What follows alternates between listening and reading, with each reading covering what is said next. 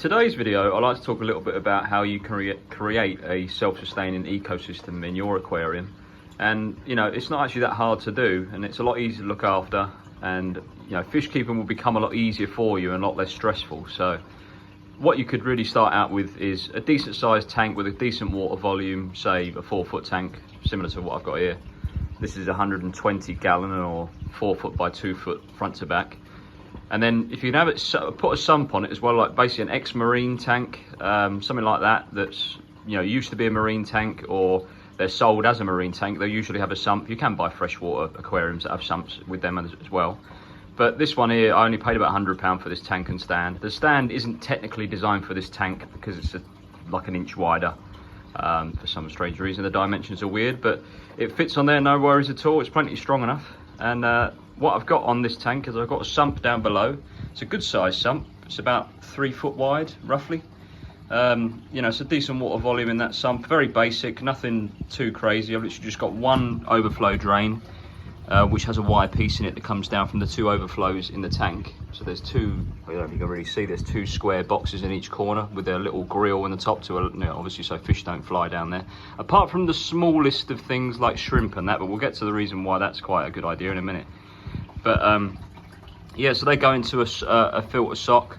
Obviously just keep an eye on the sock. You know, if you do have a something like, you know, where all the filtration is going down into something like that, you need to make sure when you do clean them out, you check if there's any fish or shrimp or anything in there. Once you turn it inside out, just make sure there's nothing in there. I normally let it overflow a little bit before I change it, which probably isn't the most common wisdom way of doing it, but to be fair, it's not causing any harm. It overflows, and then any fish or shrimp that do get caught in there tend to jump out of the flow of water overflow in the sock. But I like to run the ones that look like a bit of a sieve. I don't know if you can really see there, but it's more of a fine sieve compared to an actual, you know, a fabric cloth that you would have on some of the finer socks that are, you know, catch all the finest of debris.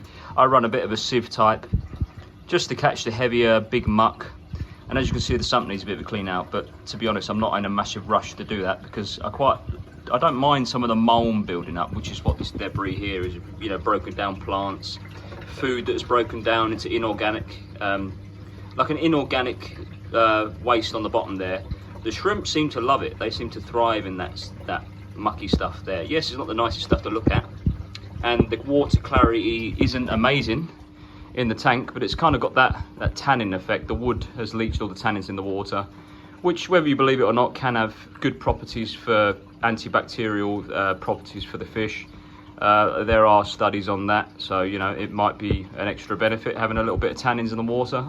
And the light I've got in this tank is quite a warm light, which is literally just 2 bulbs. They're more for like growing house plants, but that's all I've got at the moment because the long strip light broke on me. So I'm using a couple of the like the swan neck type house plant growing bulbs with a couple of warm LED bulbs on there, so it hardly draws any power, but it's got that quite nice effect that shows the tannins and has shaded parts in the tank, which the clown loaches seem to love. But anyway, I'm getting a bit sidetracked there. So down in the sump here, where obviously all the filtration happens, I've got a spare sponge filter in there for, you know, if I set up another tank, it's already seeded, ready to go, which is quite a good idea. Which another thing sumps are very handy for is you can chuck another filter in there, let it get all seeded and ready for setting up a new tank. You can also put bags of media in there, so there's a load of crushed coral skeletons in there, or aragonite, a bit of a mix, and that helps to add a bit of minerals and a bit of calcium and a little bit of hardness to the water, raises the pH a little bit over time. So yeah, I'll leave that in there.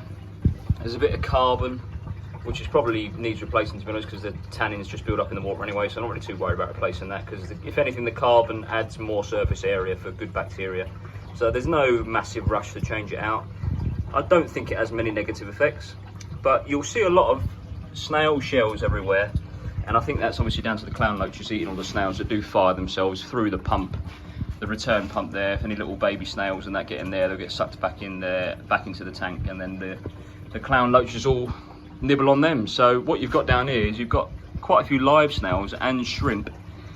These are sort of shrimp that I've taken out of my other shrimp tanks that didn't have the best colour in them, so people might call that like a culling process, but you're not actually like do anything daft like killing the shrimp. That wouldn't be a good idea.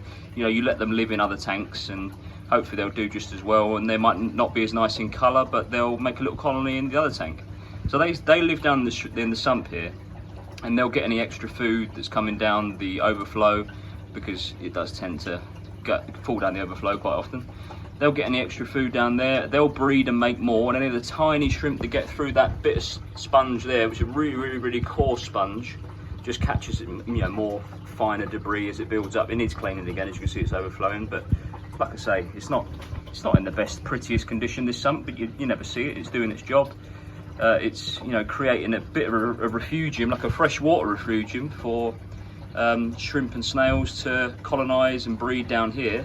And then the small baby shrimp, some of them will get fired back into the tank through the pump there, and they'll get sent back into the return pipes there, and they'll come back in, and you know, the fish will maybe eat them, or some of them might make it and get a little bit bigger, and then they'll get eaten by some of the other fish. But yeah, you've got a bit of a self-sustaining ecosystem there, where you've got a bit of refugium down here, small shrimp, you know, that are being bred and then firing themselves back into the pump there. Some, you know, some will make it and grow larger. There's a lot of shrimp down in there. You can't see them all. There's a lot down there. Most of them seem to stay around the sponge filter and along the flat sponge there. They like to stay on there. But like I say, not all of them will make it. Some will get fired back in the tank and be free food for the other fish. So we've got 3 angelfish in here, got a couple of Congo tetras, and we've got about 13 roseline sharks, or denison barbs, torpedo barbs, whatever you want to call them. They're probably my most favourite barb. They're just a stunning colour to them. They're quite timid. They are a bit darty, a bit flighty, and they will zoom away. But the only downside is, you know, the water clarity isn't amazing, because I've got a lot of Corydoras stirring up the substrate there. Anything that makes it through the sand is obviously good for the roots of the dwarf Sagittaria there, just spreading around, doing its thing.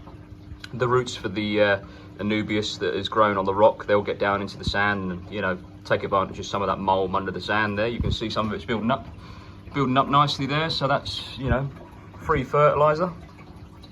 But yeah, the only downside is the Corydoras do stir it up, and there is a bit of a fine particulate in the water. So as long as you know, it's not your show tank, and I would like to make it a bit better water clarity in here. Obviously the tannins don't bother me, but there's just a bit of particulate in the water that would be nice to catch. The sock doesn't seem to catch a lot of it, but I think, like I say, it's not all going down over the overflow. I think there is a bit of it lingering in the tank, but it's not the end of the world. I can still see the fish. You can see the ecosystem thriving. And I grow low light plants in here, so I've just got Anubias. A few stem plants are sort of withering away. Maybe they've been nibbled on a little bit, but yeah, no, mostly epiphyte plants, and, you know, spreading ground cover plants like the dwarf Sagittaria is what I tend to grow in here. And yeah, just a bit of a self-sustaining ecosystem we've got going on. So yeah, just wanted to talk about how you can achieve this by just letting nature take its place. I mean, let the plants grow in, feed it. You know, I mean, I feed this tank mostly every other day. A decent feed, mostly frozen food. Fish go nuts for it. And then, you know, now and then put some tubifex in there, live tubifex worms, which is, I think it's like a black worm. They come in a bit of, they sort of linger together, and they'll get in the sand, and all the Corydoras go mental for them. Bloodworms, another good one, live bloodworms. So do, you know, put foods in like that, and the fish will thrive. And like I say, some shrimp in the sump. Most of them hopefully won't go through the sponge. Like I say, some babies will, unfortunately, but that's just part of the cycle of life, and they'll get pumped back into the main display, and they'll be basically free food for the fish. So yeah, it might take a few months to get this sort of cycle built up, but this tank's been running a couple of years now.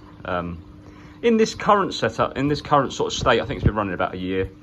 So yeah, no, it seems to be doing really well. There's panda Corys, stir-by Corys, habrosis Corys in there, bit of a mix. And 2 clown loaches. One of them's quite large now. They're quite timid as well, but they do come out when it's later on in the day.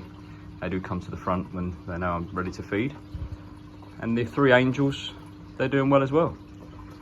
But I heat the room, and I don't actually put a heater in the tank, so the room's sitting at about 24 degrees, and everything in here seems to be doing really well at that temperature. Even the clown loaches, surprisingly, they've not been ill, they've not been sick, they've seemed to be thriving at 24 degrees, so happy days. yeah, let me know in the comments what you think about this ecosystem setup, where you've got a bit of a self-sustaining sort of ecosystem going on, and whether it's something you would consider doing, something you thought about doing, or whether you thought it might be a little bit daunting or even possible to achieve. But as you can see, it's quite easy to set up. Like I say, a sump is the best way of doing it. You can have like hang-on refugiums that's similar to a sump, look like a hang on the back filter, but they're more of a bigger box on the back that it acts the same as a refugium does on a saltwater aquarium. You can do it that way, but like I say, like a big tank underneath that has plenty of space for little critters and microorganisms to build up, I would say that's probably the best place to put them. So yeah, let me know in the comments what you reckon below, and I'll see you on the next one. Take care.